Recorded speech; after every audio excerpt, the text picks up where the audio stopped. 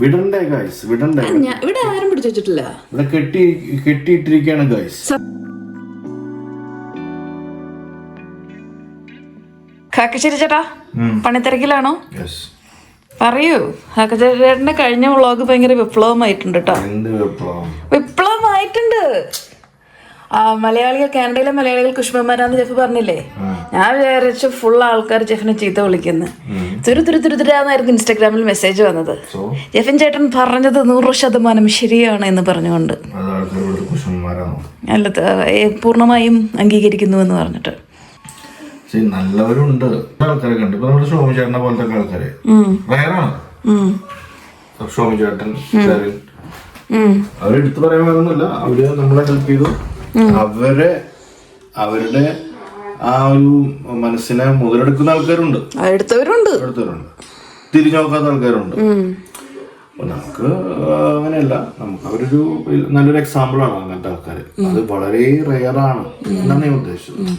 അപ്പോൾ ഞാൻ വേറൊരു കാര്യം പറയട്ടെ. അതായത് ഇപ്പൊ മെസ്സേജ് അയച്ച ആൾക്കാർ കൂടുതലും മിഡിൽ ഈസ്റ്റിൽ താമസിച്ച് കാനഡയിൽ വന്ന ആൾക്കാരാണ്. So they can relate.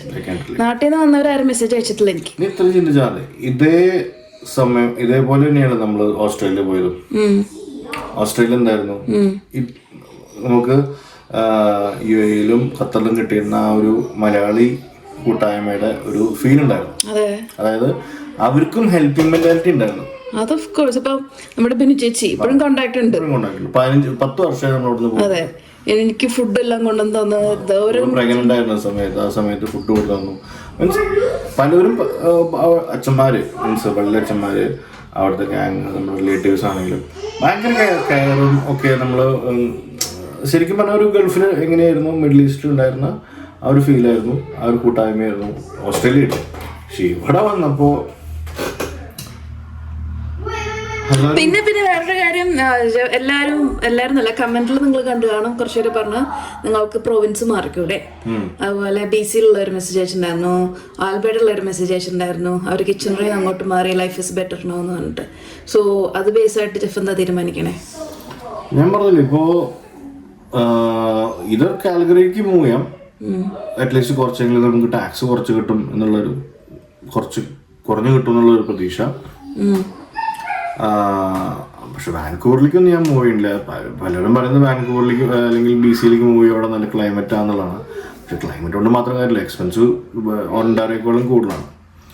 ബാക്കിയുള്ള പ്രൊവിൻസുകൾ ഓക്കെ, ഈ നൊവാസ്കോഷ്യയും സസ്കാഷ്യനും വിനിപെഗ് എന്നൊക്കെ പറയുന്നത് ഓക്കെ. മീൻസ് നമുക്കൊന്നും കൺസിഡർ ചെയ്യാൻ പറ്റുന്നോ അറിയില്ല. എന്താ പറയുക, എക്കണോമിക് ഗ്രോത്ത് ഉള്ളൊരു സ്റ്റേറ്റ് അല്ല പ്രൊവിൻസ് ആവണ്ടേ, എന്നാലും നമുക്ക് ജോലി സാധ്യത ഉണ്ടാവുള്ളൂ. അപ്പോൾ ആൾക്കാരൊക്കെ അവിടുത്തെ ആൾക്കാർ വർക്ക് ചെയ്യണില്ലെന്ന്, വർക്ക് ചെയ്യണ്ടായിരിക്കും. പക്ഷെ എന്നാലും അതൊരു ആയിരുന്നു. പിന്നെ ആൾക്കാർ പറഞ്ഞെന്താന്നറിയോ, കേക്ക് ജെഫിൻ ചേട്ടൻ വല്ലാണ്ട് ക്ഷീണിച്ചിരിക്കണു, ജെഫിൻ ചേട്ടൻ ആരോഗ്യം നോക്ക്, വിറ്റമിൻ ഡിയുടെ ടെസ്റ്റ് ചെയ്യ്, അതിന്റെ സിംറ്റംസ് ഒക്കെ കാണുന്നു.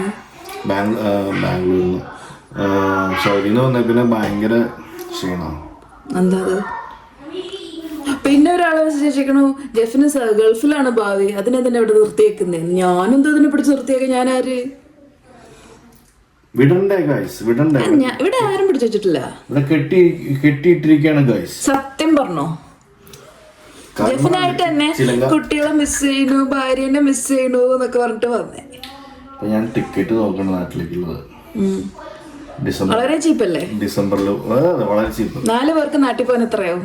4 പേർക്ക് ടൊറന്റോന്ന് നമ്മള് ടൊറാനോന്ന് കൊച്ചിയിൽ പോകാൻ വേണ്ടിട്ടോ 4 പേർക്ക് കേട്ടോ, 4 പേരടങ്ങുന്ന ഒരു ഓക്കെ, 2 adults and 2 kids.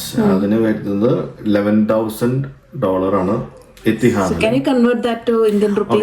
$11,000 എന്ന് പറഞ്ഞിട്ടുണ്ടെങ്കിൽ എക്കണോമിക് ക്ലാസ് ഉണ്ടാവും, ഇതൊന്നുമല്ല, നമ്മുടെ ബിസിനസ് ഒന്നുമല്ല. 11,300 into 61 rupee, 6,89,000. 7 ലക്ഷം ടിക്കറ്റിന് മാത്രം 7 ലക്ഷം. Wonderful.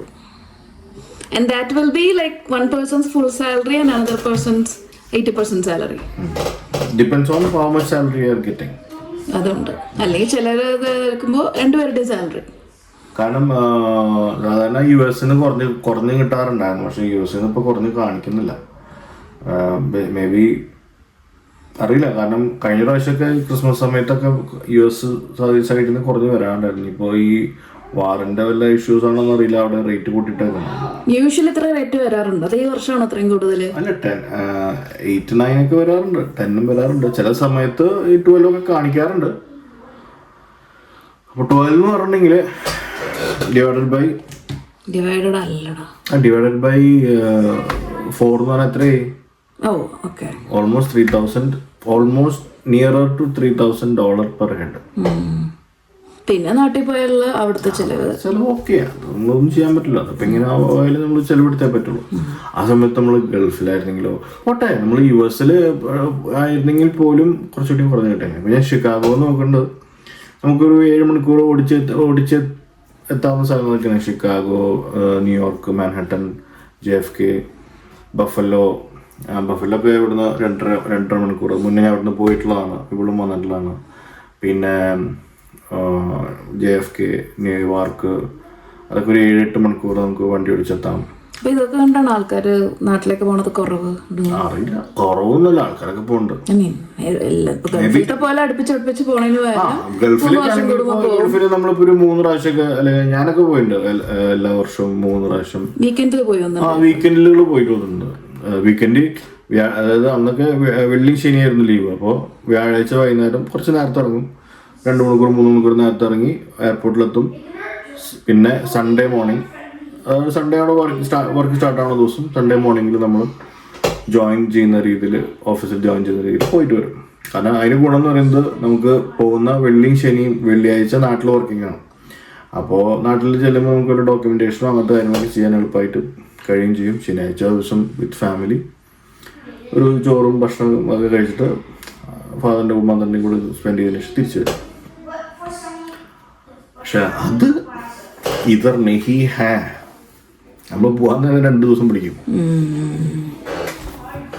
പക്ഷെ ഇപ്രാവശ്യം ആരും സാധാരണ ഇങ്ങനെ നമ്മൾ കാനഡയുടെ പരാതികൾ പറയുമ്പോൾ ആൾക്കാർ ഇങ്ങനെ കമന്റ് ഒക്കെ ഇടാറുണ്ട്. ഇപ്രാവശ്യം അങ്ങനെയൊന്നും ഇല്ല, ബിക്കോസ് എവരിവൺ അഗ്രീസ് ആയിരിക്കും. 90% അഗ്രീസ്. ചിലർക്ക് അത് അക്സെപ്റ്റ് ചെയ്താലും ഓപ്പണായിട്ട് പറയാൻ മടിയുള്ള ആൾക്കാരുണ്ടാവും. ചിലർ പറയും ഇവനൊക്കെ എന്തോ കാനഡ കണ്ടിട്ടില്ല എന്ന് വിചാരിക്കുന്ന, ഇപ്പോഴും അത് ചിന്തിക്കുന്ന ആൾക്കാരുണ്ടാവും. ചിലപ്പോൾ ഇതിനേക്കാളും ടഫ് സിറ്റുവേഷനിൽ കടന്നുപോയ സിറ്റുവേഷൻസ് കാനഡയിൽ ഉണ്ടായിരുന്നിരിക്കാം. പിന്നെ ചില പേരൻസിന് നമ്മളിങ്ങനെ സത്യങ്ങൾ വിളിച്ച് പറയുമ്പോൾ അവർക്ക് ഒരു ദേഷ്യമാണ് നമ്മളോട്. കാരണം അവരുടെ മക്കളോട് ഉണ്ട്, അപ്പോൾ അവരുടെ റിലേറ്റീവ്സിന് മനസ്സിലാവില്ലേ ഇത്രയാണ് കാനഡയിൽ കഷ്ടപ്പാട്, അപ്പോൾ അവർക്ക് മോശമാണ്. അങ്ങനെ ഒരു മെസ്സേജ് അയച്ചിട്ടുണ്ട് ഒരു പേരന്റ്. നിങ്ങൾ എന്തിനാ ഇങ്ങനെ പറയുന്നത്, എൻ്റെ മക്കൾ അവിടെ ഉണ്ട്, അവരവിടെ സുഖമായി ജീവിക്കുന്നുണ്ട് എന്നൊക്കെ പറഞ്ഞിട്ട്. അത്രയുള്ള എനിക്ക് പൊതുവെ ക്ഷീണമാണെന്നാണ് എല്ലാവരും പറഞ്ഞു വരുന്നത്. അശോകന് ക്ഷീണമായോ? അശോക ചെന്നൈക്ക് നോക്കിക്കൊണ്ടിരിക്കുക, നാട്ടിലേക്ക്. അവിടെ വീട്ടിലെത്തിയിട്ട് ഒരു 4 ദിവസം ഉറങ്ങാൻ തന്നെ വേണ്ടി വരും, ഇങ്ങനെ ചാടി പോയിട്ട് പിള്ളേരെയും വെച്ചിട്ട്. ഹലോ, ഓക്കെ ശരി എന്നാ.